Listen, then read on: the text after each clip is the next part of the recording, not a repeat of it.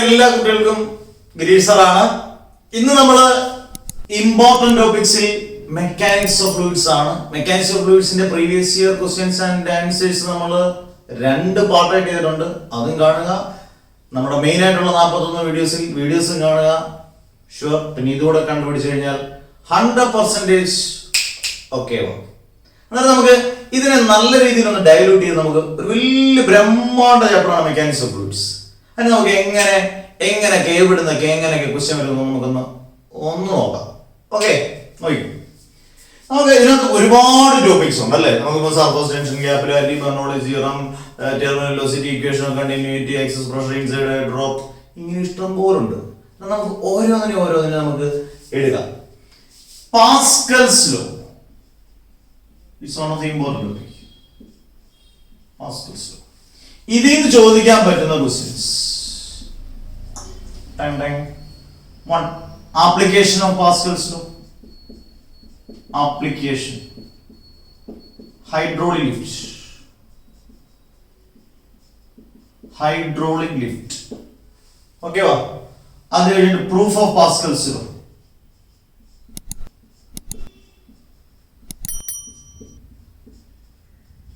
Okay.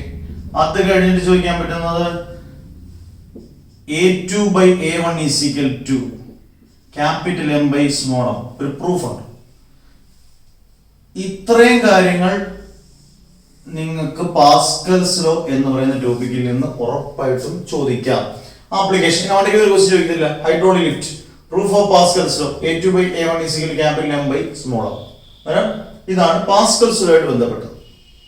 അടുത്ത കാര്യത്തിലോട്ട് എടുക്കാം. Surface tension. ഇങ്ങനെ പഠിച്ചാൽ നല്ല രസമായിട്ട് ഈ ചാപ്റ്റർ നല്ല രസമായിട്ട് തീർക്കാം. സർഫസ് ടെൻഷൻ എന്താണ്? സർഫസ് ടെൻഷൻ, സർഫസ് എനർജി എന്താണെന്ന് അറിയാം. സർഫസ് ടെൻഷൻ എന്താണെന്ന് അറിയുക. Definition: surface energy.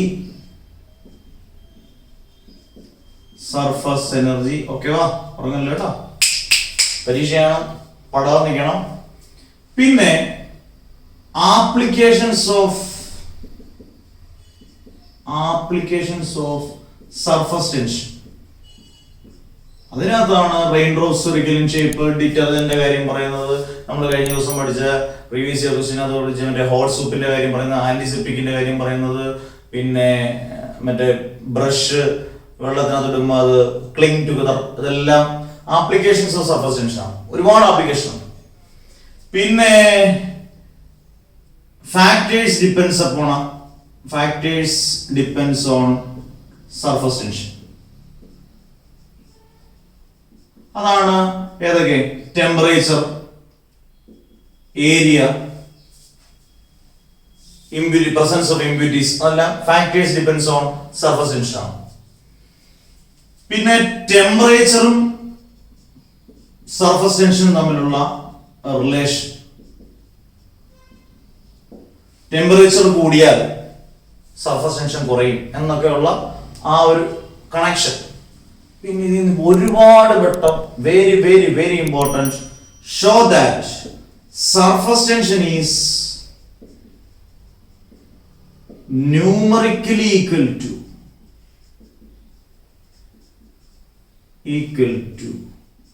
Surface energy. It's very important. ഒരുപാട് വർഷം റിപ്പീറ്റ് ചെയ്ത ഒരു ക്വസ്റ്റ്യൻ ഒരെണ്ണമാണ് show that surface tension is numerically equal to surface energy. എന്റെ മെക്കാനിക്സ് ഓഫ് ഫ്ലൂയിഡ്സ് അത് വളരെ വ്യക്തമായിട്ടും ഈസി ആയിട്ടും പഠിച്ചിട്ടുണ്ട്. മറ്റൊരു സെർച്ച് ചെയ്യുന്ന ഒരു ABCD എന്നിട്ട് സെർച്ച് ചെയ്യുന്ന A', B', എന്നിട്ട് നമുക്ക് last surface tension is equal to surface energy എന്ന് പ്രൂവ് ചെയ്തെടുക്കുന്നത്. Very very important. ഇത്രയും കാര്യങ്ങൾ മണ്ടയ്ക്ക് ഒരു ക്വസ്റ്റ്യൻ സർഫസ് ടെൻഷൻ ചോദിക്കത്തില്ല എന്നുള്ളത് ഉറപ്പാണ്. Okay, Pascal's law, surface tension. Okay, നമുക്ക് ബെർണോളിസ് തിയറം, ഫ്ലൂയിഡ്സ് നമുക്ക് പെട്ടെന്ന് ഒരു മൂഡിനകത്ത് വാരി വെച്ച് എഴുതുന്നത് ശരിയായിരിക്കില്ല. അടുത്ത ടോപ്പിക് ഏതിനകത്തെ? മെക്കാനിക്സ് ഓഫ് ഫ്ലൂയിഡ്സ് ആണ്.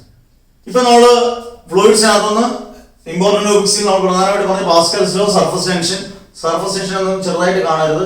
അടുത്തത് ടെർമിനൽ വെലോസിറ്റി.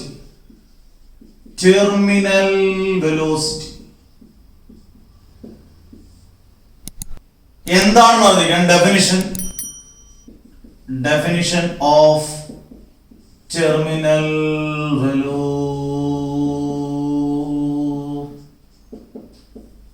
ടേപ്പ് വരുന്ന പോലെ കുടിക്കും അല്ലേ ചുമ്മാ.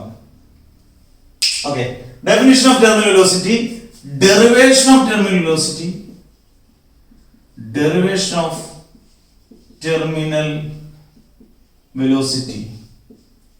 ഡെറിവ് എഴുതുക 2/vt = 2/9 r² dg /eta. അത് ഡെറിവ് ചെയ്തിടണം.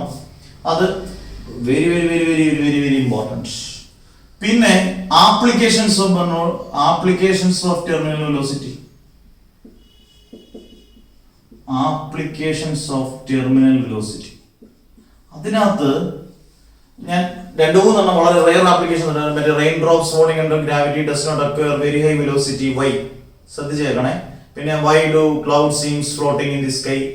പിന്നെ dust particles settle down in a closed room. Why ഇതെല്ലാം ഏതിന്റെ application? It is due to terminal velocity. ഇതിനെല്ലാം 1 മാർക്ക് കിട്ടാനുള്ള കാരണം അതോടെ ഒന്ന് പോയിന്റ് ഔട്ട് ചെയ്ത് പോകുന്നത് വളരെ വളരെ വളരെ നന്നായിരിക്കും. പിന്നെ ടെർമിനൽ വെലോസിറ്റിക്ക് വളരെ ഇമ്പോർട്ടൻ്റ് ആണ് അതിന്റെ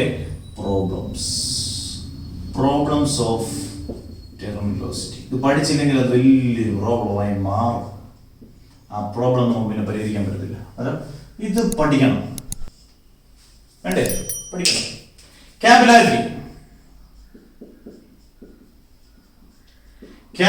ഞാൻ കണ്ടേക്കുന്ന ക്വസ്റ്റ്യനിൽ വളരെ വളരെ വളരെ വളരെ വളരെ വളരെ ഇമ്പോർട്ടന്റ് എന്ന് പറയുന്നത് സഭയായിട്ടും ക്യാപിലാരിറ്റി എന്താണ്? ഡെഫിനിഷൻ. ഓക്കെയോ? പിന്നെ derivation of capillary rise. Derivation. നിങ്ങൾ ഇതിനെല്ലാം ഓർക്കേണ്ടത് എന്താണ്?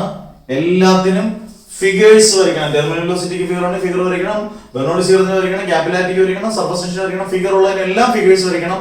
പാസ്കൽസ് ആണെങ്കിൽ ഫിഗർ വരച്ചിരിക്കണം. Very important. അല്ലെങ്കിൽ നമ്മൾ ഉദ്ദേശിക്കുന്ന മാർക്ക് കിട്ടത്തില്ല. Okay, derivation of capillarity, applications of capillarity. Applications of ക്യാപിലാരിറ്റിയിൽ സ്ഥിരമായിട്ട് ചോദിക്കുന്നതാണ് പ്ലൗവിംഗ് ഓഫ് ഫീൽഡ്സ്, മറ്റേ ഇങ്ക് റൈസ് ചെയ്യുന്നതിന്റെ അങ്ങനെയുള്ള ക്വസ്റ്റ്യൻസ് ഒക്കെ ക്യാപിലാരിറ്റിയുടെ ആപ്ലിക്കേഷൻ വരുന്നതാണ്. ഇതാണ് H = 2s cos θ r rho g. അതിനകത്ത് what are the factors depends upon capillarity ചോദിക്കാം. അന്നേരം സർഫസ് ടെൻഷൻ പറയാം, theta angle of contact. Therefore one of the important topic is angle of contact. അത് മാത്രം 2 മാർക്കിന്റെ ആയിട്ട് പരീക്ഷിക്കണം. ആംഗിൾ ഓഫ് കോണ്ടാക്ട് ഇത് ക്യാപിലാരിറ്റി ആയിട്ട് റിലേറ്റ് ചെയ്താണ് പറയുന്നത് അല്ലേ? അന്നേരം അത് പഠിക്കണം. ഇത് വെച്ചിട്ട് ഏതൊക്കെ ഫാക്ടേഴ്സ് എന്ന് പറയണം? തീറ്റ എന്ന് പറഞ്ഞാൽ angle of contact, r radius of the tube, rho density of the liquid, g acceleration due to gravity. ഇത് ഇത്രയും കാര്യങ്ങളൊന്ന് നോക്കിക്കൊണ്ട് പോകുന്നത് നന്നായിരിക്കും. നന്നായിരിക്കുന്നല്ല, നോക്കിക്കൊണ്ട് പോകണം അല്ലേ? ഇനി അങ്ങനെ പറയുന്നത് തെറ്റല്ലേ? നോക്കിക്കൊണ്ട് പോകണം, പോയിരിക്കണം. ഓക്കെ, അടുത്തത് അടുത്ത വെല്ലുവിളിയാണ് Bernoulli's theorem. Bernoulli's theorem statement നല്ല പക്കയായിട്ട് പഠിക്കണം. പക്കാണ് ബാക്കിയുള്ളത് പോലെ തന്നെ തിയറമായിട്ട് തന്നെ പഠിക്കണം. Statement very important. Very important. Proof of Bernoulli's theorem very important. Proof of Bernoulli's theorem. ഇതിനകത്ത് ആപ്ലിക്കേഷൻസ് ഇഷ്ടം പോലെ ഉണ്ട്. അതിനകത്ത് ഏറ്റവും ഇമ്പോർട്ടന്റ് ആപ്ലിക്കേഷൻസ് ചോദിച്ചിരിക്കുന്നത് velocity of efflux of a liquid.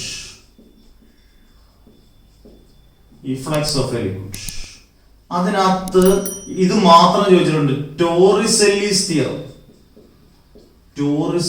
Theorem നോക്കിക്കൊണ്ട് പോകണേ. വെലോസിറ്റി ഓഫ് ഇഫ്ലക്സ് ഓഫ് ലിക്വിഡിനകത്ത് വരുന്നതാണ് ടോറിസെല്ലിസ് തിയറം. ഓക്കെ, പിന്നെ ഞാൻ ഇങ്ങോട്ടങ്ങ് എഴുതുകയാണ്. Venturimeter, one of the most important. Venturimeter, Magnus effect, ആറ്റമൈസർ.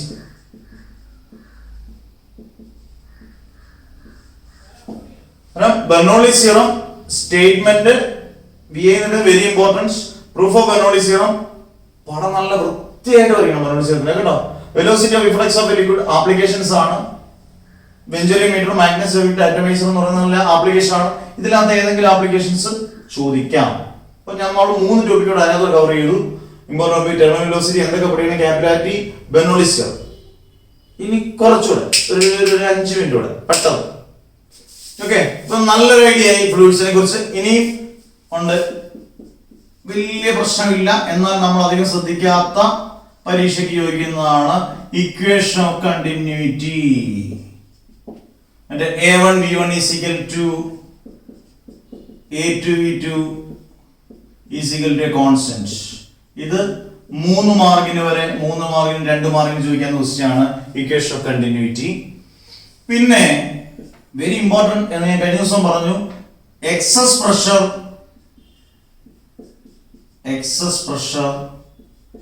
inside a drop bubble in free space. ഇങ്ങനെ ഉള്ള 3 കേസ് ഇത് ഇമ്പോർട്ടന്റ് ആണ്. ഇത് 3 മാർക്ക് മുതൽ 4 മാർക്ക് വരെ ചോദിക്കാവുന്നതാണ്. എക്സസ് പ്രഷർ ഇൻസൈഡ് ഡ്രോപ്പ് 3 മുതൽ 4 മാർക്ക് വരെ ചോദിക്കാം. വേണമെങ്കിൽ 5 മാർക്ക് ചോദിക്കാം. അന്നേരം അങ്ങനെ ക്വസ്റ്റ്യൻ ആണ്. നമ്മൾ വിട്ടുപഠിക്കുന്ന ടോപ്പിക്കുകളാണ് ഞാൻ ഈ പറയുന്നത്. നമ്മൾ ഇത്രയും മുമ്പേ പറഞ്ഞ ക്യാപിലാരിറ്റി, ബെർണോളി സീറോ, സർഫസ് ടെൻഷൻ ഇതെല്ലാം നോക്കിക്കൊണ്ട് പോകും. ഇങ്ങനെയുള്ള ടോപ്പിക്കുകൾ പഠിച്ചിരിക്കണം എന്നുള്ളതാണ് ഒരു കൃത്യമായിട്ട് പഠിക്കുന്നവരുടെ ഒരു ഫണ്ടമെന്റലി ബ്രെയിൻ ടെക്നിക്. എന്നാൽ excess pressure inside drop bubble in free space അതെല്ലാം വരുന്നുണ്ട്. പിന്നെ മറ്റൊരെണ്ണം എന്ന് പറയുന്നത് റെയ്നോൾഡ്സ് നമ്പർ. അത് ഏതുമായിട്ട് വരുന്നതാണ്? Stream line flow, turbulent flow.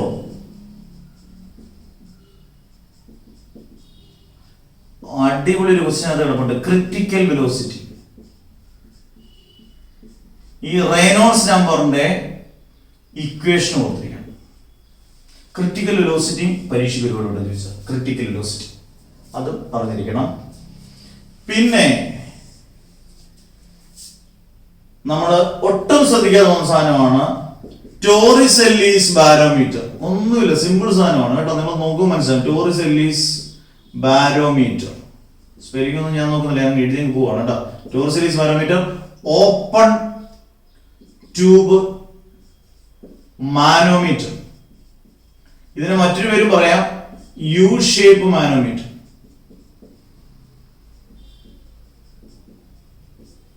അല്ലേ? പിന്നെ ശ്രദ്ധിക്കുന്ന മറ്റൊരെണ്ണം ഹൈഡ്രോസ്റ്റാറ്റിക് പാരഡോക്സ്. എപ്പടി ഇருக்கு? Hydrostatic paradox. അന്നേരം ഈ ഇങ്ങനെയുള്ള ടോപ്പിക്കുകൾ, ഗേജ് പ്രഷർ, ഇങ്ങനെ കുറെ ഉണ്ട്. Gauge pressure, adhesive and cohesive force,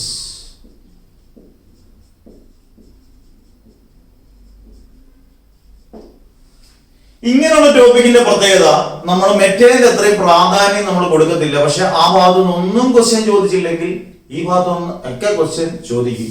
അതാണ് equation of continuity.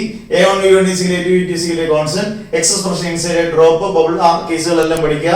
Reynolds number ഇതൊക്കെ പഠിക്കാൻ സമയം വളരെ കുറച്ച് എടുത്താൽ മതി, അതിനോട് തീരും. Streamline flow, turbulent flow, critical velocity ആയിട്ട് ചേർത്ത് പഠിക്കുക. The maximum velocity with which a streamline flow can be converted into a turbulent flow, that is called critical velocity. 1 minute മതി പഠിക്കാൻ. Torricelli's barometer, open tube barometer എങ്ങനെയൊക്കെ ചെയ്യുന്ന figure എല്ലാം പഠിച്ചിരിക്കണം. പിന്നെ ഹൈഡ്രോസ്റ്റാറ്റിക് പാരഡോക്സ് പരീക്ഷയ്ക്ക് സ്ഥിരമായിട്ട് ഇരിക്കുന്ന question. Gauge pressure, adhesive and cohesive force. ഇത്രയൊക്കെ പഠിക്കുമ്പോൾ ഏകദേശം ഫ്ലൂയിഡ്സ് ആയി. ഫ്ലൂയിഡ്സ് എവിടൊക്കെയാണ് എങ്ങനെയൊക്കെയാണ് എന്നുള്ളൊരു കൃത്യമായ അപ്ഡേഷൻ ഞാൻ നോക്കിയിരിക്കും. ആ അപ്ഡേഷൻ കൃത്യമായിട്ട് നിങ്ങൾ പാലിച്ചു നോക്കണം. അത് നന്നായിരിക്കും. കാരണം നമുക്ക് ചോയ്സുകളുണ്ട്. നിങ്ങൾ ഞാൻ ചോയ്സ് ഇതിനെ കുറിച്ചൊക്കെ ഞാൻ വളരെ കാര്യമായിട്ടൊരു വീഡിയോ ചെയ്യുന്നുണ്ട്. ഈ ചോയ്സ് ക്വസ്റ്റ്യൻ നമുക്ക് എങ്ങനെയൊക്കെ യൂസ് ചെയ്യാം, എത്രമാത്രം ചോയ്സ് ക്വസ്റ്റ്യൻ നമ്മൾ എങ്ങനെ നമ്മൾ പ്രയോജനപ്പെടുത്തണം, ഇതൊക്കെ നമുക്കൊരു വീഡിയോ ആയിട്ട് നമുക്ക് ചെയ്യാം. അന്നേരം മെക്കാനിക്സ് ഓഫ് ഫ്ലൂയിഡ്സിൽ നമ്മൾ ഇങ്ങനെയുള്ള കാര്യങ്ങൾ പഠിച്ചു പോയാൽ ഉറപ്പായിട്ട് നമുക്ക് അതിൽ നിന്ന് ഒരു 7 മാർക്ക് വരെ, 7 to 8 മാർക്ക് വരെ ചോദിക്കാം. ഒരു അധ്യാപകരുടെ രീതിയാണ്. ചിലപ്പോൾ 5 മാർക്കിന് ചോദിക്കാം, 4 മാർക്കിന് ചോദിക്കാം, 8 മാർക്കിനും ചോദിക്കാം. അങ്ങനെ ചോദിച്ച വർഷങ്ങളുണ്ട്. അന്നേരം 7 to 8 മാർക്ക് വരെ വെയിറ്റേജ് ഒന്നും ഞാൻ കണ്ടിട്ടില്ല. പലപ്പോഴും അങ്ങനെയൊക്കെ ചോദിച്ചിട്ടുണ്ട്. അത് നിങ്ങൾ പ്രതീക്ഷിച്ച് പോവുക, ഇത്രയും ടോപ്പിക്കുകൾ പഠിച്ചിട്ട് പോവുക. മാക്സിമം ഇതിൽ നിന്നുള്ള ക്വസ്റ്റ്യൻസ് അല്ലാതെ വേറെ ക്വസ്റ്റ്യൻസ് ചോദിക്കാൻ യാതൊരു ചാൻസും ഇല്ല. ഞാൻ പറയുന്നത് എപ്പോഴും പറയുന്നത് നമ്മുടെ 41 വീഡിയോസ് കാണുക, നിങ്ങൾ previous year questions and papers ചെയ്യുക. ഇമ്പോർട്ടന്റ് ടോപ്പിക്സ് കാണുമ്പോൾ നിങ്ങൾ അതിന് വേണ്ടെങ്കിൽ എന്ത് തരാനാണ്, ഞാൻ എന്ത് തരാനാണ് നിങ്ങൾക്ക് തരാം? ഞാൻ നിങ്ങളോടൊപ്പം ഉണ്ടെന്ന് പറയുന്നത് എപ്പോഴും ഉണ്ട്.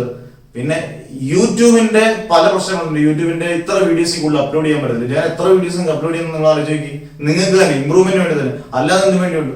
അത് പറ്റത്തില്ല എന്നുള്ള ഒരു റെസ്ട്രിക്ഷൻ. അതുകൊണ്ടാണ് പലപ്പോഴും പല വീഡിയോസും റെസ്ട്രിക്റ്റഡ് ആയിട്ടങ്ങ് നോട്ടിഫിക്കേഷൻ വരാതിരിക്കുന്നത്. സോറി, അത് എൻ്റെ കുഴപ്പമല്ല, യൂട്യൂബിന്റെ കുഴപ്പമാണ് കേട്ടോ.